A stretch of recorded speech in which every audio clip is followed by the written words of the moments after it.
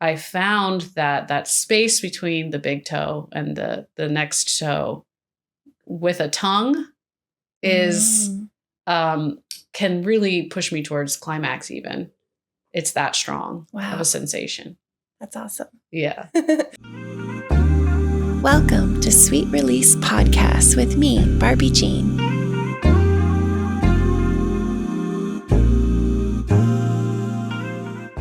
Hi, sweets. Welcome back. Today I have a beautiful dominatrix, Miss Sophia Domina, here today. Hi. How are you? Great. Glad to be here. Thanks for coming.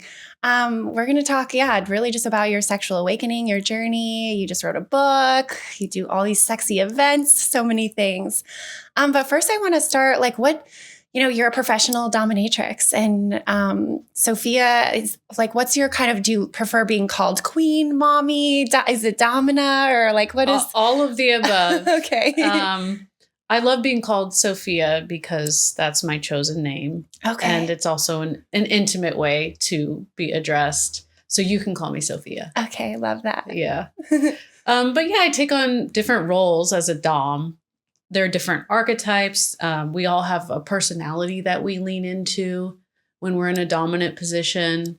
It also depends who we're interacting with and what that dynamic is. So sometimes the queen, sometimes the mommy, sometimes the disciplinarian, the headmistress, the teacher. Yes. Sometimes all of the above. I love that. Yeah. Let's take it back a little. What were you like in your your younger years? Have you always felt kind of sexually expressive and kind of dominant in a way? Or what was it like growing up for you? So my early childhood, I was very creative and expressive and a little bossy girl. But then I was indoctrinated into a Christian cult. Oh my God. When I was 12. Okay. Which intended to strip me of my individuality, of my dominance, my bossiness. And so I also could not develop sexually like a normal adolescent would because of all the restrictions of the cult. There's a lot of behavior control.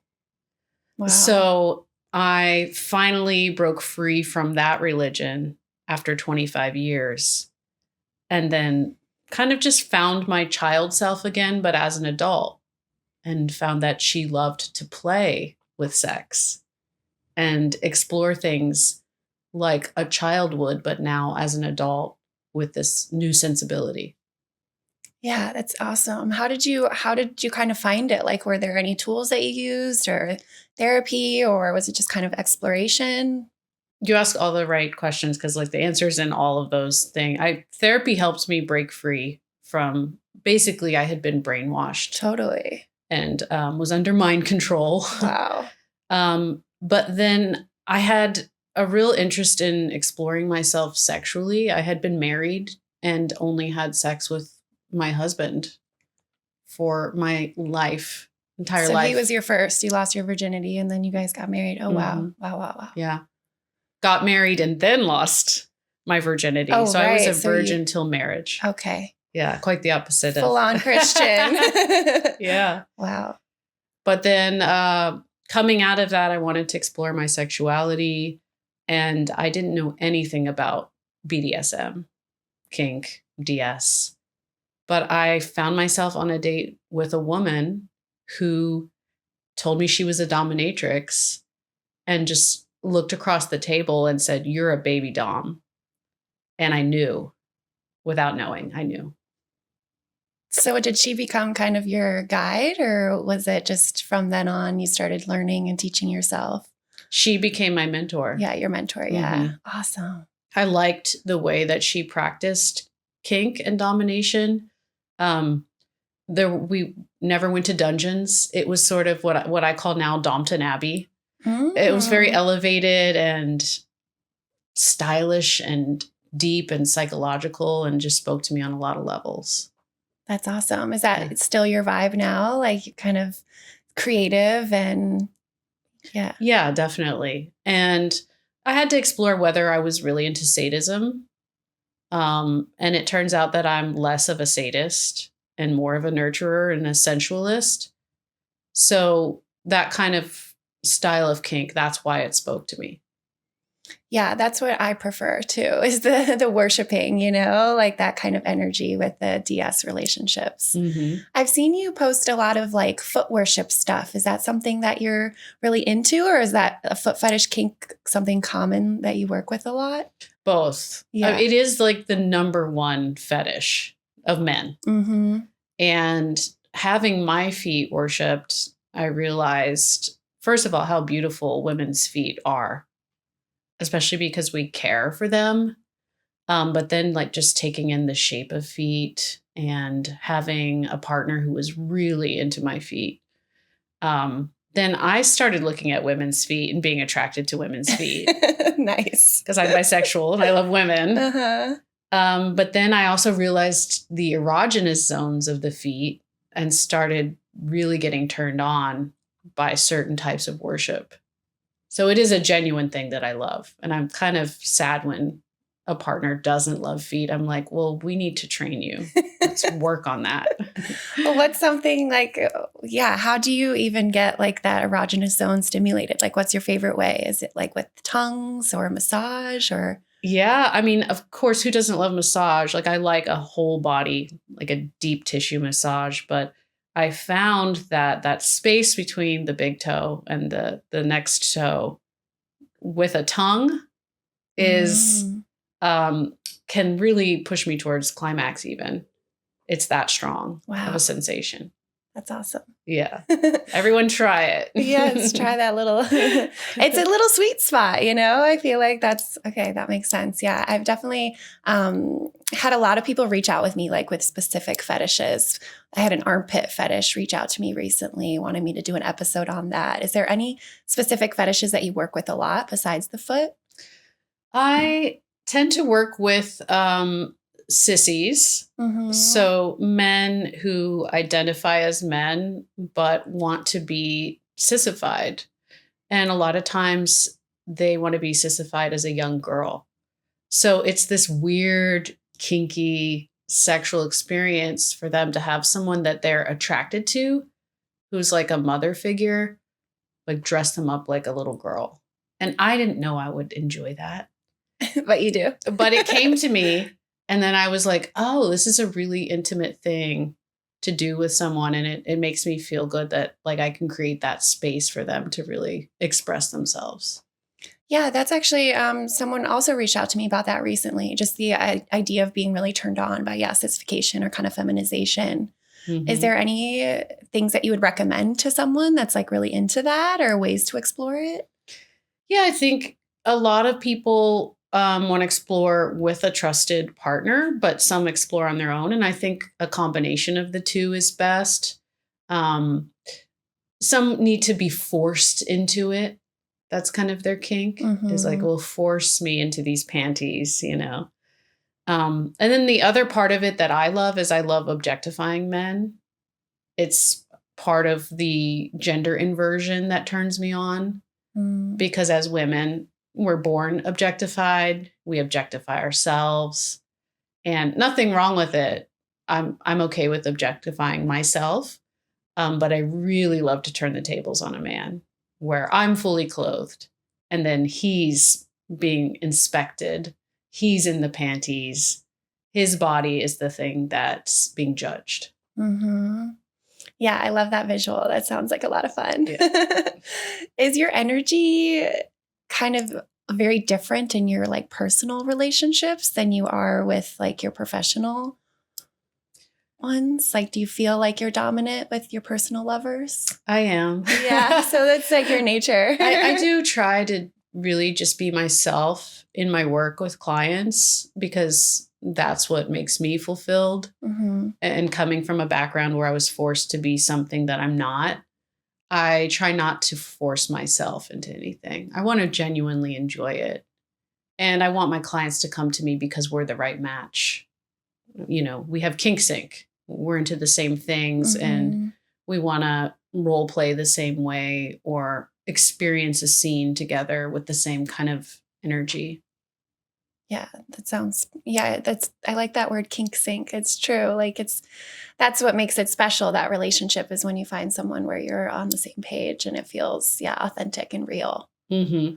And do you find yourself getting like turned on sometimes, like when you're in these more professional, because it is like a sexual, energetic experience, but obviously you're not having sex usually. Is that right? Right. So there are limits when we're talking about having a Dom sub session. Mm-hmm. But yeah, sometimes I am turned on.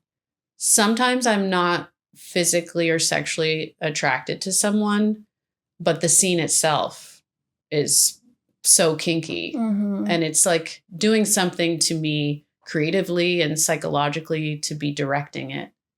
So the turn on can sometimes be more mental than physical, but it definitely like excites me. Yeah, the psychological play is some of the funnest and most rewarding in a way. So I can imagine that side of it, just getting it, even just in the scene and not really thinking about the person themselves, but just like the play aspect of the mind. Yeah. And also just, doing a good job. I kind of just feel this like pride, like, wow, because I'm sort of a new Dom. I haven't been doing this my whole life. So each time like I can do something that's fulfilling for the client in a way that I'm also fulfilled, like that's a victory. That's a win-win for us. I talk a lot about how kink can be healing. Do you have any like situations where maybe a client has come to you and wanted to heal through some trauma or something, or have a cathartic release? Like, could you share that? That's definitely a thing that attracts me to it, which is why I mentioned like I thought at first, I had to develop this sadistic side of myself. But then I realized, no, I can also just create this like safe space where people work through things that we'll never tell a therapist. So it is sex therapy in a lot of ways. Not that I'm a licensed sex therapist, but this is a space where they can do things that they've been thinking about maybe for years. And so there is a catharsis. And then the more you work with someone and like the trust is built, the deeper you can go. But it also can be triggering. Sometimes people figure out things that they didn't know were sort of buried deeper when they actually get to do that kink that they've been fantasizing about for years and years and years. So then you've kind of got to be there to like hold them while they're processing things too. So it does get really deep. Yeah, it's a very deep connection, I can imagine, and lots of emotions. Yeah, that's a good point. It could also be triggering, but that's also a learning experience. I can imagine that still feels good, even if it's not in the moment. It's really all then like how you handle it, how you kind of work through whatever trigger occurred. And then the aftercare is the reassuring part, checking in the next day. And that just brings me a lot of joy. Like I want to help people through this work.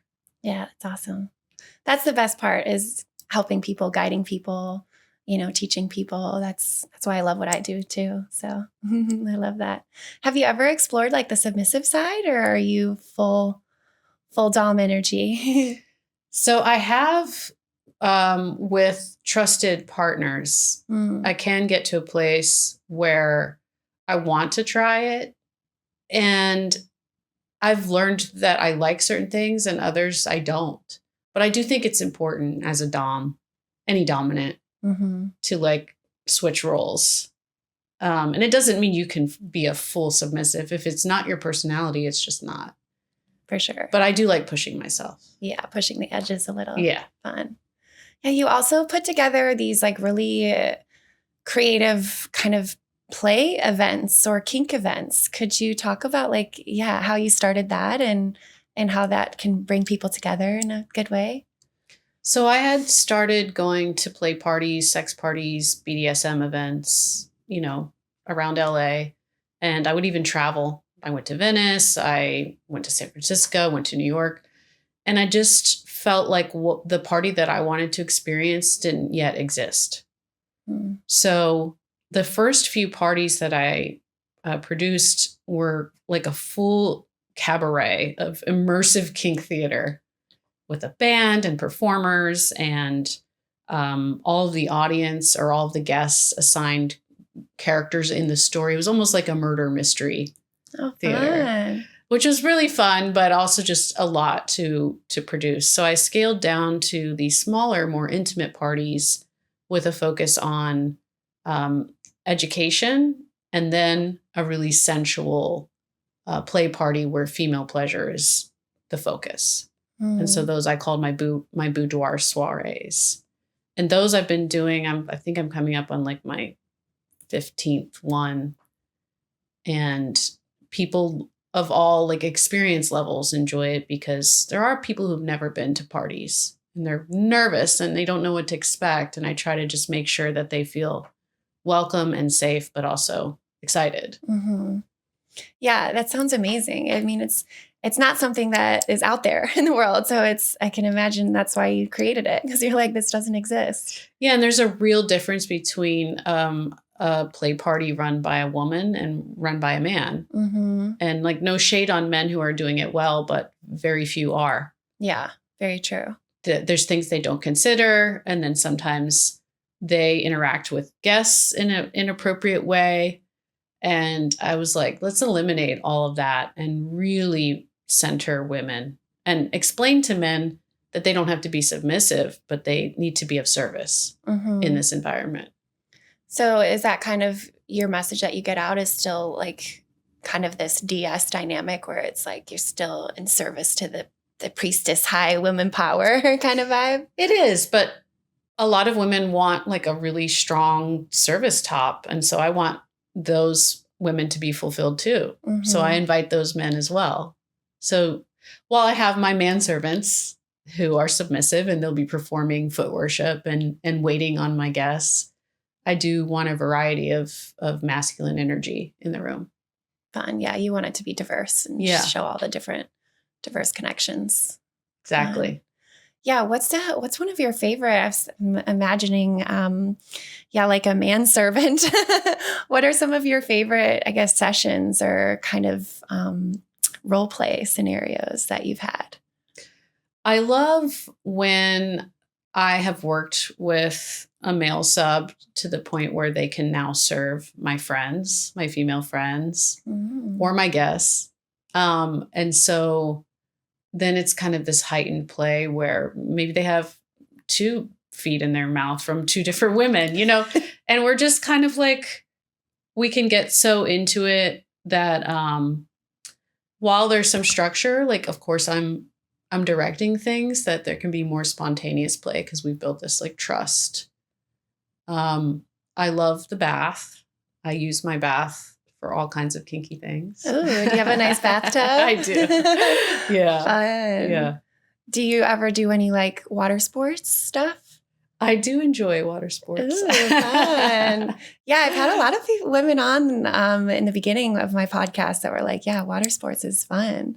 Yeah. I can, it's also kind of that humiliation aspect. So I can imagine, or degrading, in a way, or you can play with that side of it. So I can imagine that could be fun to play with as a dom. Exactly. Fun. Yeah. When people ask me my kinks, I'm like, I could list them off or I could tell you stories. I feel like the stories are richer and like explain who I am better, which is why I wrote about it. So. Yeah. So your book, is it based off your life? It is. I've fictionalized my story coming from the cult to being a dom. Oh, okay. Cool. Yeah. Yeah, because I think I saw a blurb of you reading it or something, or maybe doing a little sneak preview. But it was, like different. It sounded like fictional names and characters, but it's still based off true events. A lot of it. Yeah. Yeah. And I'll never tell. No, I'll probably tell. But yeah, some of it is fiction. Some of it is real life. But I wanted to, in an entertaining way, kind of explain my journey, not be super serious about it, but add like the humor that comes through sex and BDSM and going from being a mindless missionary to a pro dom. So I hope it entertains people. It's called Dom and Dahmer. So that explains my intention. Mm-hmm. Yeah. And it just released, right? It's pretty fresh. Almost. We're like a little less than a month. So I'm having a kinky book release party on September 14th. Oh, fun. Yeah. That's awesome. maybe I could show I up hope to you'll that. That's congratulations. I've been writing a book for a while, and it's a lot of work. Yeah. So I commend you. What's your book about? It's a personal memoir. So it's kind of just like a coming of age tale of, starts with like the day I lost my virginity and just goes through kind of my sexual exploration. So it's a span of like 20 years and it's kind of in journal format. So it's just kind of like a diary. I always kept a diary and I always loved writing and I just kind of leaned into it. More intensely kind of in like COVID times and finished my first draft. And then lately with the podcast, a lot of my energy has been just going to the podcast and less energy to the book, but one day. Yeah. Well, when you're multidisciplinary, that's how it goes. But I feel like the projects probably feed each other too. Yeah, exactly. Yeah. That's exciting. Thank you. Yeah. Congrats to you. What are some of could you give us a little preview of a good story from your book or? Oh, where to start? So I wanted to show what it's like to come out of like a kind of a sexless void, even though I was married. The sex was very vanilla and many things were forbidden. Even oral sex was forbidden in my marriage. Oh, wow. Yeah. Masturbation was forbidden. Which is that whole behavior control thing. Was that coming from the Christian cult or was it coming from the partner? The cult. Okay. Yeah. I see. It just so happened that my partner was extremely submissive, which is how I originally figured out how dominant I was. Yeah. Like, oh, that's why. Yeah. That was all there without us even talking about it. It was just kind of innately the vibe. Totally. From the beginning. Yeah. Which was both frustrating and illuminating. It was frustrating because we weren't supposed to be that way. He was supposed to be the head and the leader and the man. But I was wearing the pants. For sure. Yeah. Which could be probably confusing. It was confusing. Yeah. So how did you, go on. You were going to share a story. So I came out of that needing to just explore my sexuality in a really basic, vanilla way. So the book I've tried to really show what it's like to both be learning BDSM and becoming a dom and still be just trying to have experiences. But I ended up really loving group sex. So nice.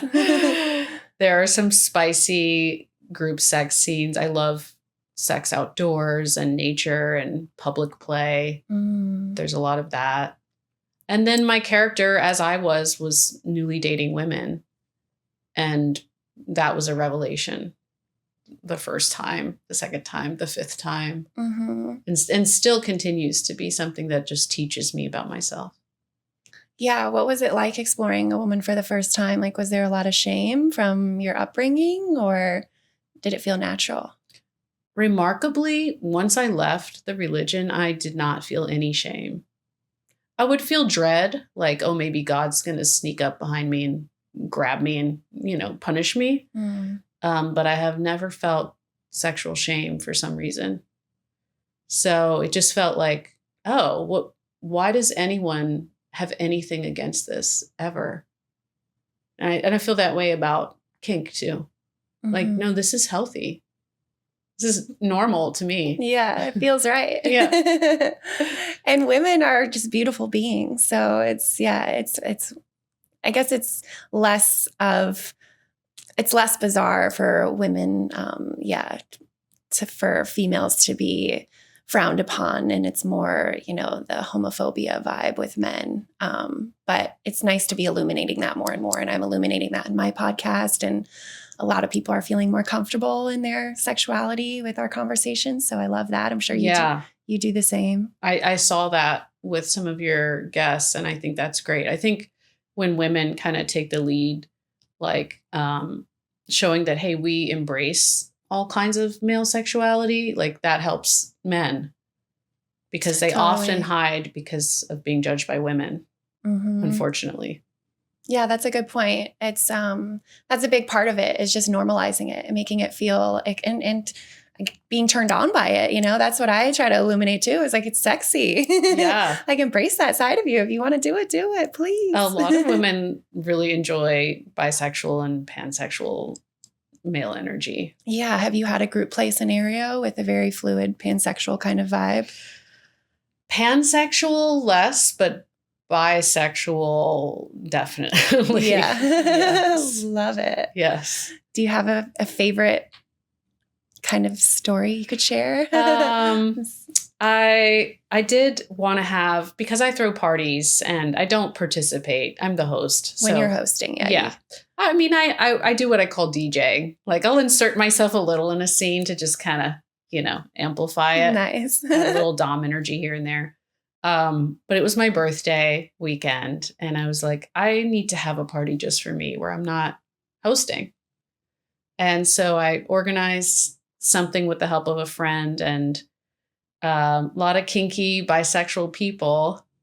And I was still directing, but I was more at ease, and I was able to connect people in ways that they had really been fantasizing about. And I had to, without getting too explicit. Yeah, but one friend was like, that was a work of art. Thank you. Well, you can get explicit if you want. I know. No pressure. I'm just being bashful. One of my favorite experiences was like having sucking two dicks at the same time, like next to each other. So they're touching, and it's like this fluid energy that I'd never experienced before. And I was like, oh my God, this is like so sexy. And having them both in my mouth, I was like, this is amazing. Yes, yeah. That sounds very hot. But it's been a while since I've had something like that. But yeah, it's always those first experiences or those moments where you can like see that it's a vulnerable experience for someone else, and you're kind of there just embracing it. It just feels so good. Yeah, and I view it as casting, because people come to me a lot, and probably you too, like, hey, I have this fantasy, but I want this type of person.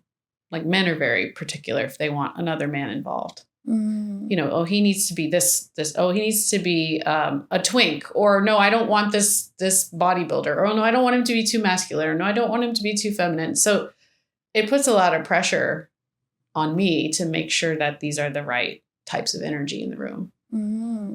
So people think that I'm just, constantly having orgies, but really it's very particular. Like, I want to get it right. Yeah, with the mix selective. Of people. Yeah. Yeah, that makes sense. Yeah, casting. It's casting at the end of the day. Have you been in that side of business before, or is this just... So my background is filmmaking. So okay, so yeah. For sure. Yeah. That makes sense. Yeah. Do you see yourself kind of, I guess you said you're a new dom. How many years have you been doing this? So I started lifestyle doming in 2020. Okay. And then I went pro in 2022. Okay, yeah. So not long at all. Not too long. Do you see yourself kind of on this path, or do you have any kind of aspirations for moving forward? I know that I am just a kinky person, and not just the sexual acts, but the way I think, like just unconventional, queer. So I don't know how long I'll do certain things, but I know that I love centering my life and work in this creative space, in this sexual space. So my goal is publishing the book to adapt it to the screen. And create a series and basically create a world, a universe where these characters exist and grow. Yes, I love that for you. Thank you. We need that. Yeah, we need more kinky shows and more. I just haven't seen any good ones. And every time something comes out, I'm like, oh, that just doesn't do it justice. I agree. Yeah, there's like a void there. And I think also for people who are in the lifestyle to write the stories and not just sort of sensationalize it or turn us into, like Halloween costumes. Yeah, I agree. Are there any other specific kinks you're willing to share of your own that we could normalize a little? Well, we talked about male bisexuality. Let's see. I think what I love to talk about is just getting all of us to kind of consider whether we could be another thing. Like you asked if I can be submissive, and like I'm pushing myself. Yeah. Or can I be more sadistic, pushing myself? But yeah, I mean, I have a long list of kinks, but definitely like groups and like entire rooms controlling the energy really turns me on. Fun. Yeah. Yeah. Do you have a voyeurism kink then, and like an exhibitionist? Like, do you like to be watched and you like to? I like to just see that people are like engaged in really meaningful ways. It's not that I like to kind of sit back and just see sexual acts, if that makes sense. And then being watched, that's very intimate for me. So that would only be with people that I really love and trust. Yeah. Yeah. I feel like a lot of kinky play or fetishes is best explored with like a trusted partner. I know you mentioned that earlier, but I think that's something that I always try to instill in people is like finding a trusted partner, even if it's just a connection, but even, that's when you really can explore yourself and dive deeper is when you can feel that vulnerability with each other. Exactly. Do you have any like pre-session kind of conversations that you have, or do you have like a questionnaire or things like that to really to find if you're a match? Definitely, whether it's lifestyle or a client, I have a questionnaire, one that I've customized with both my kinks and fetishes and just general. And then I ask what their experience level is, and then what their desire to do that thing is, just in a 1 to 5 kind of rating. And then I also have this practice of requiring submissives to journal to me. So this is where like the headmistress comes in. Yeah. I'll give them a prompt, a word count, and a deadline. And then they'll email me. And a lot of them find it really enjoyable because they're getting to think about things in a way that they hadn't. And so it's illuminating for them in their own sexuality. Totally. And then I know I'm only going to be a good dom if I have knowledge of this person, because making assumptions is where you go wrong. And you can be intuitive and sometimes you'll be right, but sometimes you won't. So the more knowledge I have of the person, the better it's going to be for both of us. And I feel very responsible for people. So I need that before I can kind of go, especially if they want to do something deeper than just, a little bit of impact play or a little bit of DS, then I require more. Yeah, that makes sense. Yeah. I like the journaling prompts.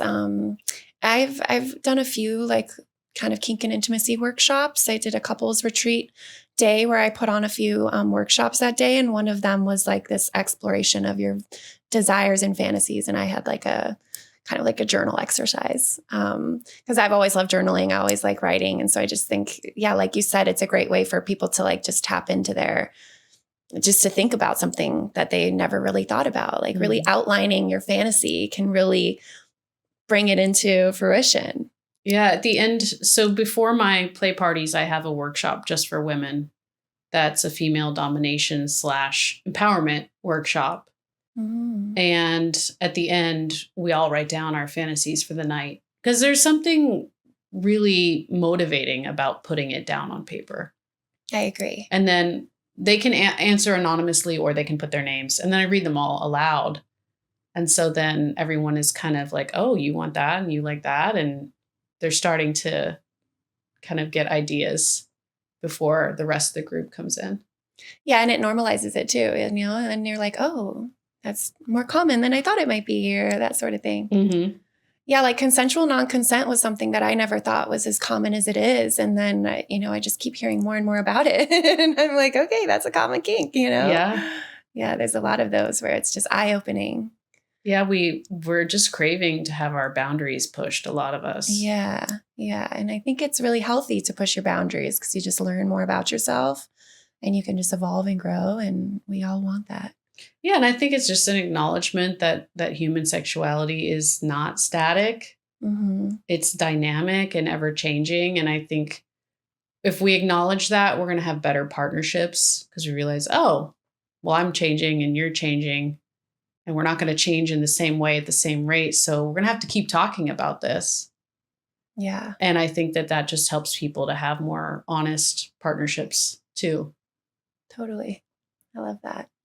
Well, I love to ask my guests as we're getting close to the end that last time they had that sweet release, if you're willing to share.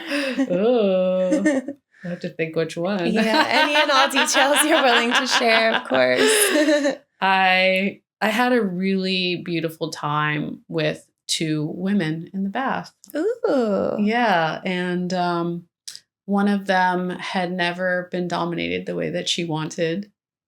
And she also had a very beautiful French accent that we could play with. Ooh, fun. So she definitely gave me some pleasure in the bath. That's awesome. Yeah. Love it. And that was a sweet release for you. Very sweet. Very sweet. Do you fill up the bath like when you're in the bath? It was a beautiful, hot, steamy bubble bath. I was going to say bubbles are included. Candles, petals, bubbles. Yeah. That's the thing I love about role play. You get to create a whole scene. Mm-hmm. And I'm like really nourished by it being that rich with detail. Well, that's your kind of like film side or creative side where you want to ignite all the senses and make sure everything is, beautiful. Exactly. Do you take pictures too when you do some fun things like that? Like, is that something you get into? Is like some erotic photography? Less than you'd think. Yeah. Yeah. Because I'm really just in the moment. Totally. Yeah. I've done some that's more staged, but for me, it's kind of one or the other. Yeah. Because if we're taking pictures, it takes me out of the moment. That makes sense. Yeah. Yeah, I'm big into pictures. It's kind of, my partner in the beginning of our relationship, he was always taking just sexy pictures of me. And I was like, oh, this is turning me on. And now I launched my Patreon recently. And so that's kind of where I have my erotic expressions. And it's nice to, make a little money on the side. Yeah. And you're beautiful. Oh, so. Thank you. Thank you. You should take pictures. Yeah. Is that your main source of income, the Dom? It's one of many. Now, one of many. Producing the events. Oh, yeah. Working with clients as a Dom. I still do some film work. Oh, cool. So my background was documentary and travel filmmaking. Pre-pandemic, I was basically just a full-time travel filmmaker. I would be all over the world shooting and directing tourism commercials. But then I wanted to settle down in LA and build this community. But yeah, I'm hustling. I'm doing a lot of things. And then I've spent a lot of time really trying to get this book written in a way that I was proud of and give it to the world. Did you self-publish it? It will be self-published. Yeah. Sorry, not out yet. Yeah, almost. Yeah. Congrats. That's incredible. Truly. Thanks. Before I let you go, I wanted to talk about your kitties because you have rag dolls, right? Yeah. I have a rag doll. Oh, cute. And I saw your little kitties and I was like, oh my God, they're so perfect. And they're my little babies. Yeah. For sure. Because they're so affectionate.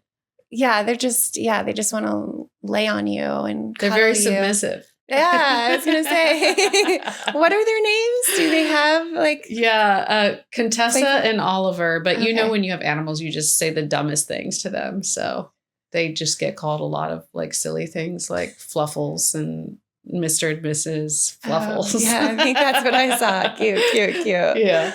But that's cute. Yeah, they do have a little bit of a submissive energy. They just want to be under you and on you. And so sweet. Yeah. Is that when your mommy energy comes out the most? I guess you. Oh, totally. With the little babies. And it's funny. I never wanted to have kids. I didn't know that I was mommy. Mm-hmm. And even getting close to 40, I was like, I'm not old enough to have kids. Whoa. And then I was like, I've always just been mommy. I'm mommy. Yeah. Then I just started fully embracing it. I love that for you. Yeah. It fits you. I feel like you're doing what you should be doing. Thank you.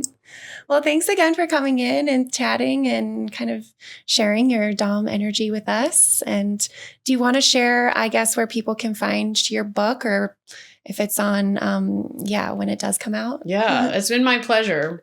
first of all, thank you for having me. Of course. But Dom and Dommer is coming out September 14th on my site, sophiadomina.com.